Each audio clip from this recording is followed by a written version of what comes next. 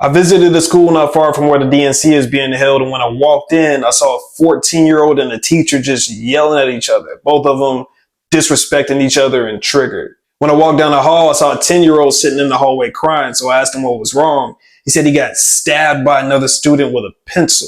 This is the type of thing that happens so often in Chicago public schools that they don't even call home anymore. This is not well-adjusted behavior, and we need to come to terms with the fact that many kids in these schools are not healthy. When so many people in one place are unhealthy, it creates an unhealthy environment, and those behaviors are contagious. And it's not the kid's fault. When I was riding my bike home from that school, I passed by a funeral home. There was a funeral for a man who had been killed about a week before. They had an armed guard in a bulletproof vest at the door.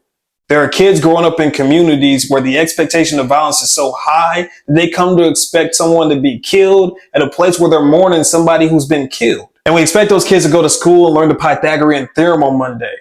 That expectation is so strong that our schools don't even have a systematic approach to identifying and providing services to those kids impacted by that death or any death, or food insecurity, or domestic violence, or depression, anxiety, and mental health crises. Their responsibility is left to an underfunded and disconnected nonprofit industry that's been wildly inefficient at coordinating services, avoiding duplication, and reaching the kids who need to be reached the most. We're so heavily invested in responses to crime that we ignore the solutions right in front of us. Success stories exist, yes, but as a whole, Chicago public schools are not preparing kids for college success or full-time employment, and they never will do that successfully until they have the resources, people, and systems to prioritize the mental health and well-being of their students. It's not Chicago public schools' fault that we're in this situation, but they are perfectly suited to get us out of it. Right now, the number one provider of mental health services in our state is our prison system. Why not make that our schools instead? Give every kid an intake assessment.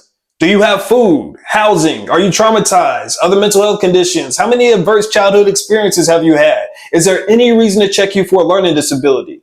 They get referred to a service provider stationed at that school instead of hoping some nonprofit finds them wandering the streets. Now, people will ask, won't this take away from learning?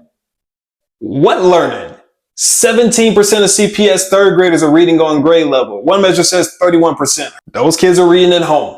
Health improves before academics. How you gonna win if you ain't right within? Then they'll ask, well, how will we pay for this? We're building a $100 million fake city for college to practice raids on Chicago's west side. I just saw the Aaron Waters show. I watched a $200 million plane fly faster than the speed of sound around downtown Chicago and couldn't stop thinking that as we've dropped billions of dollars of bombs on schools and hospitals, residential buildings, and refugee camps in Gaza, the sound of the plane catches up after the explosion. We got money for that. But I just talked to a school who said they had $70,000 for a full year of after-school programming. We are very good at what we focus on and find infinite funds and ingenuity to pursue our goals. We need to demand that our parties and politicians shift their priorities from destruction and wrath to actually solving the problems that harm us. Because we can.